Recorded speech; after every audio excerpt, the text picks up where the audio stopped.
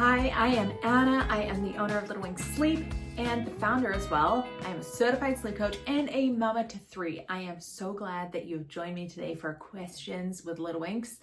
We have some really good questions that have been emailed in today, so I am super pumped to go through them. Remember that you can submit your question to questions@littlewings.ca and I will answer as many of them as I can each week.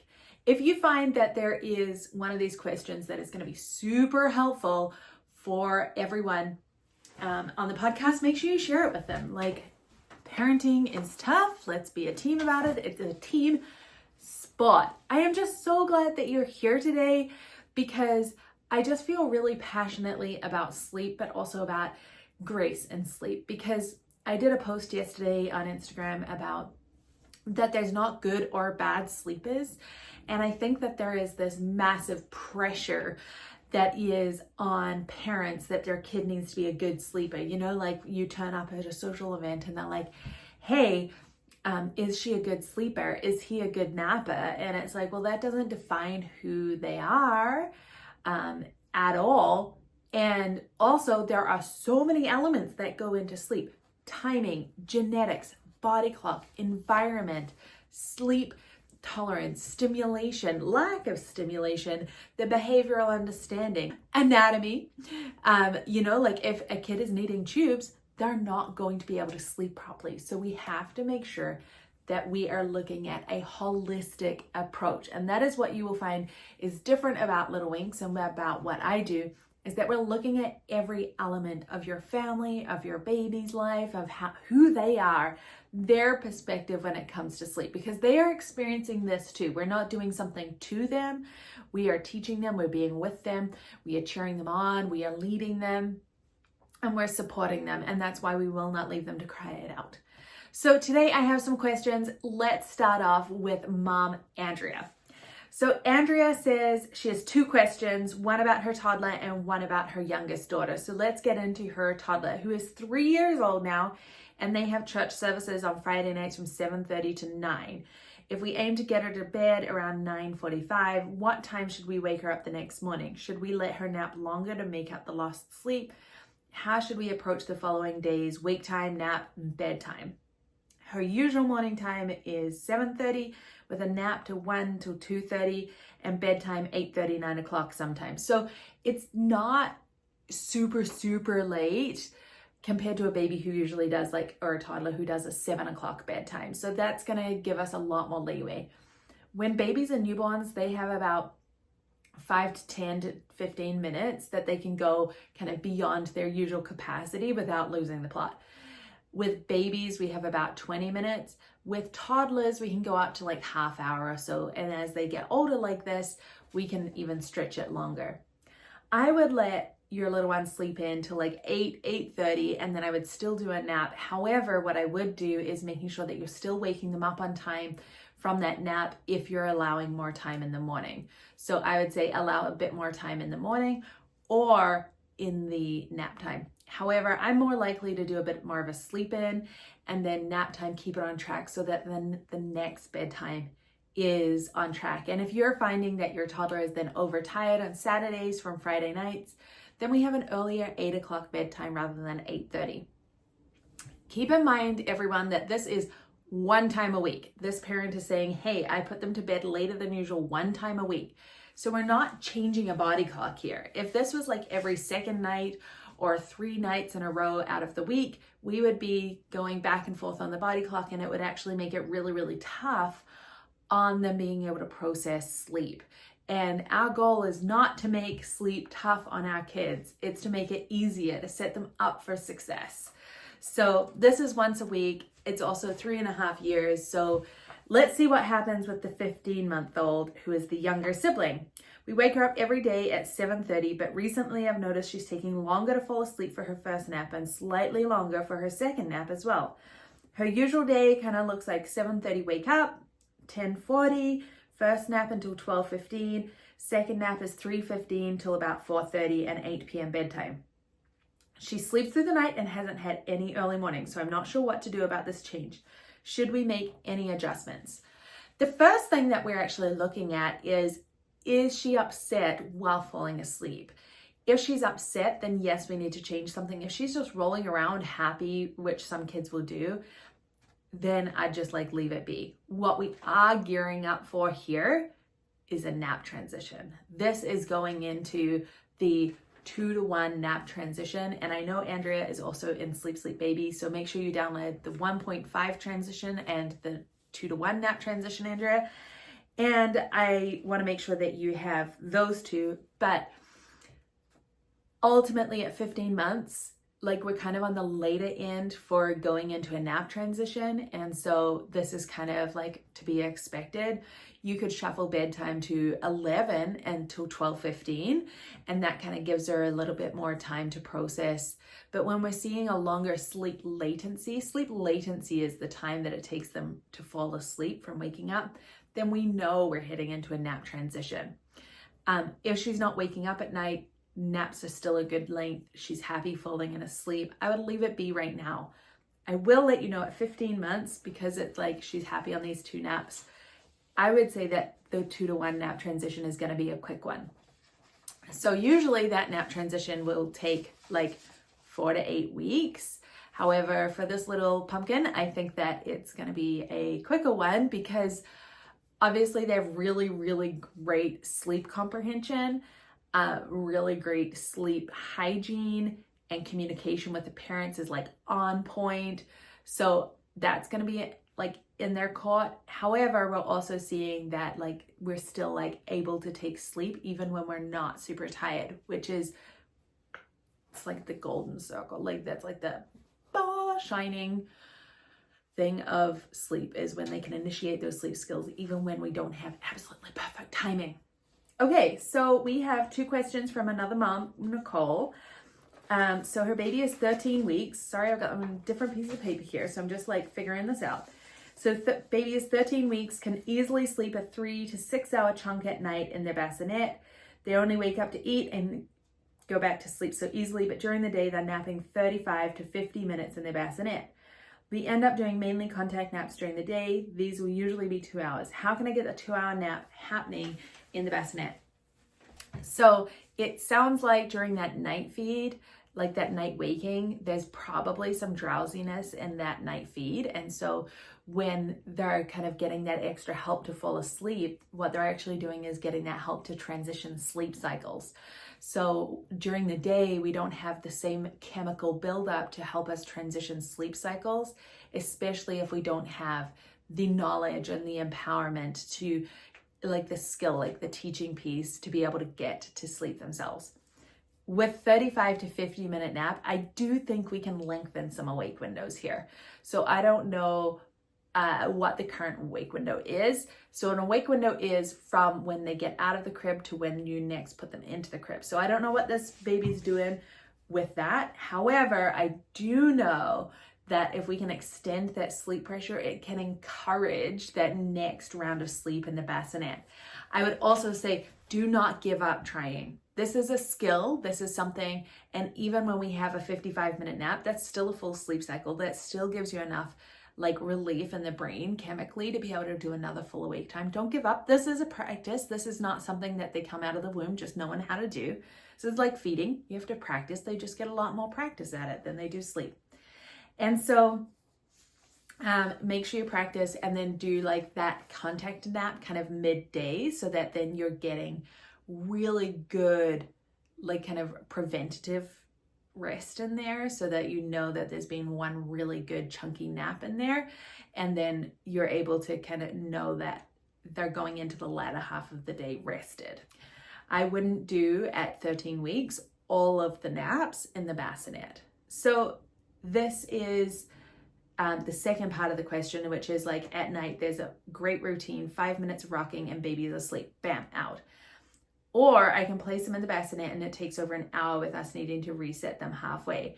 Last night, after an hour, I just held the soother in and baby was asleep in under 5 minutes. Is it worth it, having baby struggle for an hour to sleep, or versus me just helping her? So I do think that this, going back and forth, there's likely some micro naps there where baby is like falling asleep and, oh, I'm awake. This too is a skill. I would encourage you to get Nurturing Newborns. so that then you're able to really like dive into like teaching that. However, I actually think this baby needs more awake time before bed too. Like if we're going back and forth, also the fact that the soother is like kind of the final piece. And in our previous question, it was like baby goes back to sleep if sucking at night after a feed, like they've just had that feed where that's kind of calmed their whole body. That sucking association, that kind of that feeling of sucking for the baby is where like that final piece for sleep is. That like, yes, this is how I want to sleep. So I would be removing the soother for like non-essential uses. So if you're finding that, you know, really overtired, then yes, use a soother, or you feel more comfortable. It is recommended by the AAP, so the American Association of Pediatrics, to use a soother, but this is to prevent SIDS because then the sucking reflex can kind of like keep kicking in, and it helps with that. If you're not concerned and we have no alarm bells, it says to consider using a soother, so you don't have to. And if it's actually causing more wake-ups than it is actually encouraging sleep, then it's something to consider as well. However, during the night, I would actually tell you, like, let's get up and have that feed in a different place where it's not letting baby fall asleep. And more awake time. Yes. Yes. Okay, and then we have another question from Casey. This is going to be a good one. My daughter will be 1 in March and is starting daycare at the end of March. She currently sleeps 12 and a half hours at night. Yes, look at that. And has been since we did Sleep Sleep Baby at 5 months. Well, that explains it. Good job, Casey. The problem with starting daycare is naps. We currently nap 11 to 12:30 and do a cat nap from 3 to 3:30. But daycare does nap from 1 till 3. Daycare is willing to do a cat nap in the morning. Just looking for some guidance on timing for a morning cat nap. I'm worried the morning cat naps are going to mess up our night sleep. Yes, I'm worried about that too, Casey.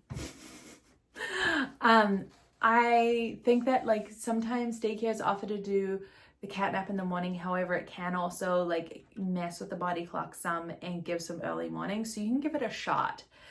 And in that case, I would just be doing like a half hour from say 9:30 to 10.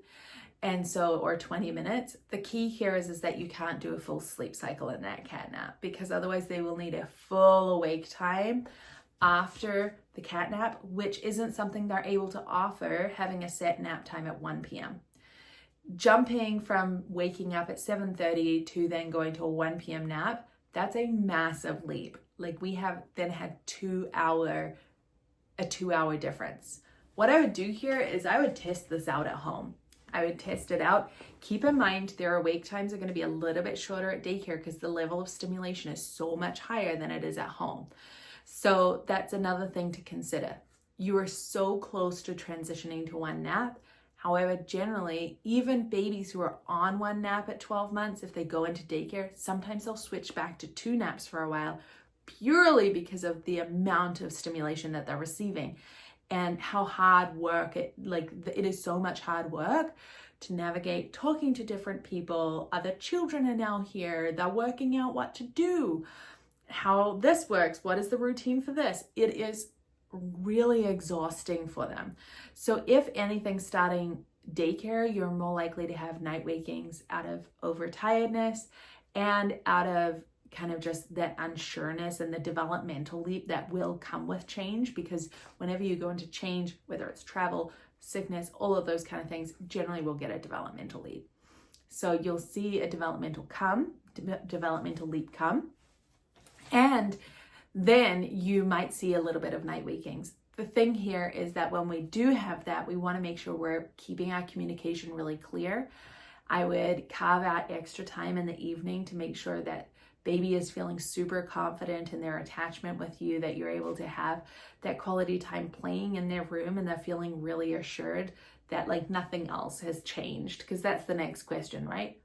If where I go all day has changed, what else is changing? So let's make sure we really address that. Keep everything else at home the same, like boring, clockwork, same as you always do. And you can test out the schedule that they're suggesting of the 9:30 to 10 o'clock cat nap with a 1 to 3 nap and the 7 o'clock bedtime. It could work What I do think is that you're going to either quickly end up with early mornings or switching to one nap. Either is okay. I would prefer to switch to one nap, but we have to grow and develop enough to be able to do one nap. The other alternative is to kind of like see if they're willing to do an interim transition where you're able to put baby down at 11:30, 12 o'clock, because you could work over the next month to get baby's first nap to 11:30, 12 o'clock. And then they kind of like do a 12 till 2 nap. And then you're able to do like a quick car nap on the way home with a later bedtime, just to kind of like tide baby over while they're adjusting for a few weeks, and then see if we can push to 12:30, 1 o'clock where baby's such a confident sleeper, Casey. Like, why can't they put baby down before the other kids? Like, such a confident sleeper. They'll probably sleep through, as long as it was in the first sleep cycle, they'll probably sleep through the rest of the kids being put down in the same room. So why not? I know they're trying to cover breaks and everything like that. The logistics of daycare are tough, which is why I always offer to call a daycare when I'm working with one of my clients. But you know that you've set her up with the skills because you've done Sleep Safe Baby. Because your baby is over 12 months, the other thing is like, let's have a transition item that can come from home to daycare. So a stuffy or a little blankie or something like that. And then have 2 of them, but for the next month have it at home, and then you kind of have that same one at daycare, so that then there's that attachment item and now feeling really secure. If you can, be there for some transition naps before baby starts daycare. I know that that's really hard, but it would be a really good idea. And in that, do not expect sleep to be easy. Don't expect them just to be like, okay, whatever. I mean, some kids might, but this is a new environment. Spend time playing in there. And if you're able to put baby down for that first couple of naps, just at some transition visits, that would be ideal. Remember that when babies are crying, they're communicating to us. So they're telling us, hey, I'm feeling unsure, or I'm feeling overtired, or I have a need that is unmet. That is what they're saying to us. Whereas we often will communicate that through our lens of our experience, maybe our trauma, maybe through our what we've just seen on Instagram, right? And all of those kind of things. So remember that you need to like be reflective, because us being able to lead them through change and lead them through all of these good things in life, whether it's sleep or starting solids or learning to jump and crawl, we are the ones that are regulating them, and we have to be regulated. And so instead of like looking at discomfort as, okay, I'm damaging you, actually looking at it like, what are you communicating? Where is there a need that needs to be met? Is that need miscommunication, or is it hunger? What is going on? Just like the 3-month-old in the crib, she's saying, I have a need of like, I want the soother to be able to go to sleep. And it's like, I can meet that comfort need in another way. And we're able to walk you through that. Remember that we're always here to help, and send this podcast to a friend who might need it. Sharing is caring, right? Like I said, it's a team sport. And send any more questions to questions@littlewinks.ca. Have an amazing week. Make sure you catch me on Instagram and TikTok and Facebook, all the places. And I love hearing from you guys. Sleep well.